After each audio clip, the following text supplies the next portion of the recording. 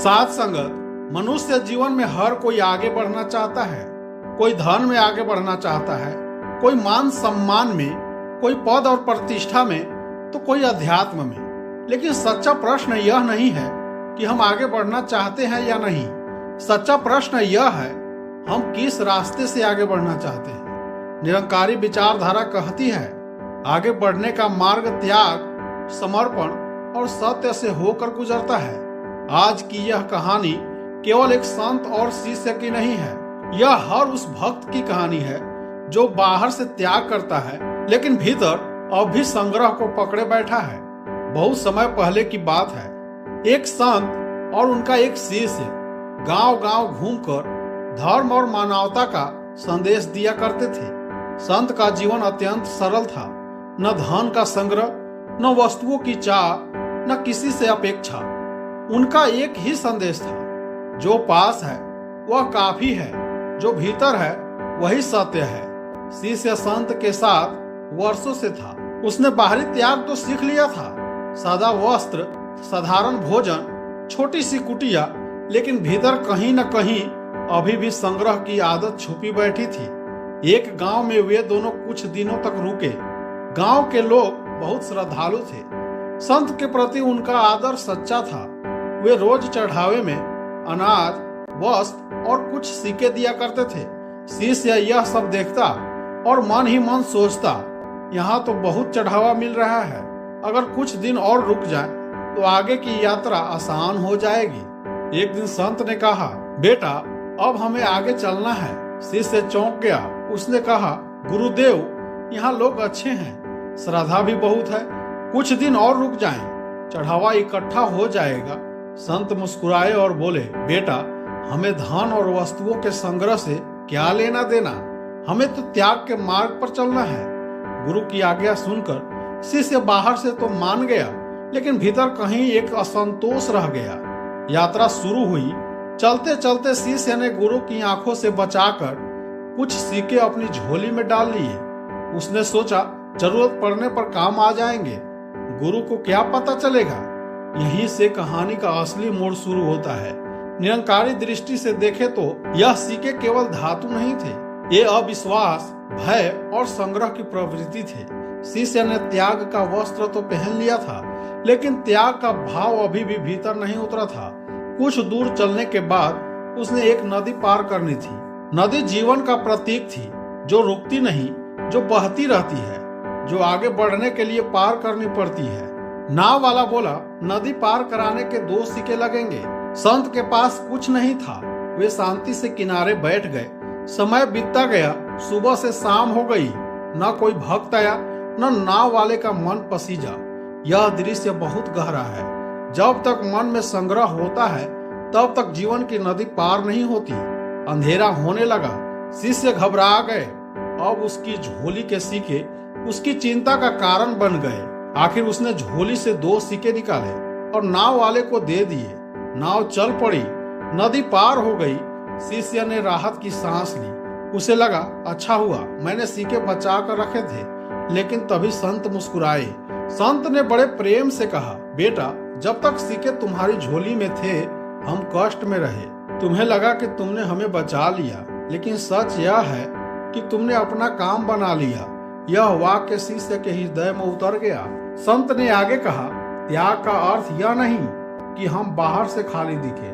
त्याग का अर्थ यह है कि हम भीतर कुछ छुपा कर न रखें। निरंकारी मत में त्याग का अर्थ है अहंकार का त्याग, संग्रह की प्रवृत्ति का त्याग, भय का त्याग, अविश्वास का त्याग। यदि कोई व्यक्ति कहे, मैं सब कुछ छोड़ चुका हूँ, लेकिन भीतर अभी भी मेरे पास होना चाहिए, यह भावना है, तो वह त्याग नहीं है, केवल दिखावा है। साथ संगत जी, आज हर भक्त के पास भी एक झोली है। किसी की झोली में धन है, किसी की झोली में अहंकार, किसी की झोली में पद, किसी के झोली में नाम और पहचान। हम कहते हैं, मैं भक्ति करता हूँ, मैं सत्संग जाता हूँ, लेकिन भीतर पूछिए, क्या हम सच में खाली हैं? जब तक झोली भरी है, तब तक जीवन की नदी पार नहीं होती। निरंकारी सत्संग हमें सेवा सिखाता है।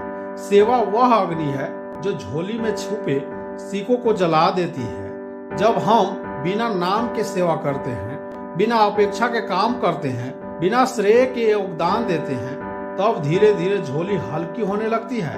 और जब झोली खाली होती है तब गुरु स्वयं नाव बन जाते हैं। समर्पण का अर्थ है जो होगा गुरु की कृपा से होगा। जिसे यह भरोसा हो जाता है उसे सीके छुपाने की जरूरत नहीं रहती।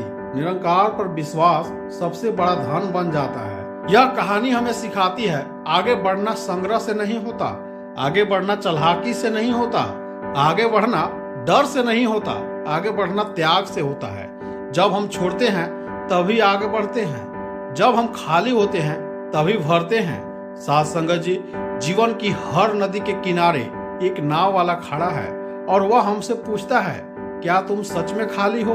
अगर झोली में सिक्के होंगे तो यात्रा रुकेगी, अगर झोली खाली होगी तो निरंकार स्वयं हमें पार उतार देंगे। अब अंतिम प्रश्न आता है कि आखिर सभी को समर्पण भाव क्यों नहीं आता?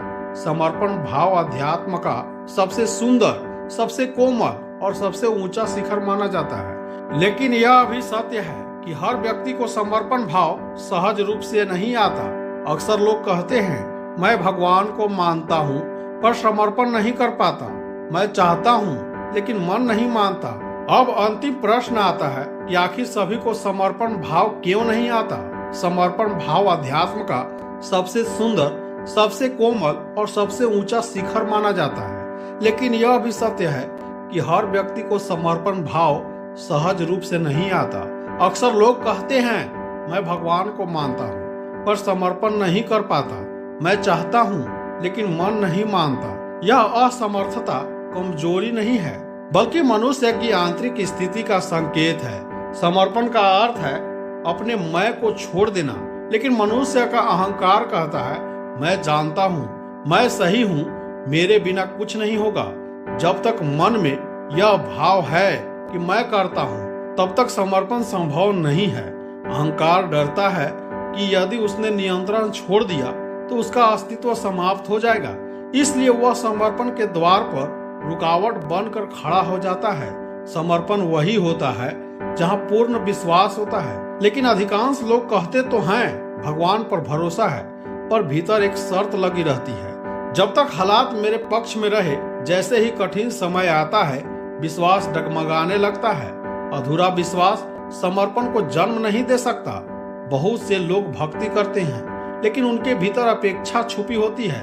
मैं पूजा करूंगा तो मुझे लाभ मिलेगा, मैं सेवा करूंगा तो मेरी समस्या हल होगी। यह समर्पण नहीं, लेन देन है। समर्पण वहां होता है जहां व्यक्ति कह सके जो मिले वही स्वीकार है। समर्पण का अर्थ है अपने नियंत्रण को किसी और को सौंप देना। और मनुष्य को सबसे ज्यादा डर लगता है खो देने का। वह सोचता है अगर मैंने सब सौंप दिया और कुछ गलत हो गया तो यह भय उसे पकड़ कर रखता है। जब तक भय है समर्पण अधूरा रहेगा। समर्पण के लिए हृदय का हल्का होना जरूरी है, लेकिन यदि मन में द्वेष, ईर्ष्या, शिकायत, तुलना भरी हो तो हृदय भारी हो जाता है। भरा हुआ पात्र समर्पण के अमृत को ग्रहण नहीं कर सकता। समर्पण कोई एक दिन की प्रक्रिया नहीं है, यह धीरे धीरे विकसित होता है। लेकिन आज का मनुष्य त्वरित परिणाम चाहता है। जब तुरंत शांति नहीं मिलती तो वह कह देता है यह रास्ता मेरे लिए नहीं है। अधैर्य है, समर्पण को पनपने नहीं देता। बहुत से लोग समर्पण के बारे में सुनते हैं, पढ़ते हैं, बोलते हैं, लेकिन जीते नहीं। जब तक व्यक्ति को भीतर से अनुभूति नहीं होती तब तक समर्पण केवल शब्द बना रहता है। अनुभव ही विश्वास को गहरा करता है। मनुष्य बचपन से सीखता है, योजना बनाओ, नियंत्रण रखो, सफलता हासिल करो। यह आदत जीवन में काम आती है, लेकिन अध्यात्म में यह बाधा बन जाती है, क्योंकि समर्पण कहता है छोड़ो, बहने दो, स्वीकार करो। जो व्यक्ति नियंत्रण छोड़ना नहीं सीखता वह समर्पण नहीं कर पाता। सेवा वह माध्यम है जिससे अहंकार पिघलता है। जो व्यक्ति सेवा से दूर रहता है उसका मैं मजबूत होता जाता है, और मजबूत अहंकार समर्पण को रोकता है। समर्पण तब आता है जब अहंकार झुक जाता है, विश्वास गहरा हो जाता है, अपेक्षाएं टूट जाती है, भय कम हो जाता है, सेवा जीवन बन जाती है। तब व्यक्ति कह पाता है अब मैं नहीं, तू ही समर्पण भाव किसी पर थोपा नहीं जा सकता। यह डर से नहीं, यह समझ से आता है। यह कमजोरी नहीं, सबसे बड़ी ताकत है। हर व्यक्ति अपने समय पर इस अवस्था तक पहुंचता है। जब मन तैयार होता है तब समर्पण अपने आप खिल उठता है। त्याग आगे बढ़ने का माध्यम भी है। यह केवल कहानी की शिक्षा नहीं, जीवन की सच्चाई है। जो छोड़ना सीख गया वह चल पड़ा। जो पकड़ कर बैठा रहा वह वहीं अटका रहा। साथ संगत प्रेम से कहना, धन निरंकार जी।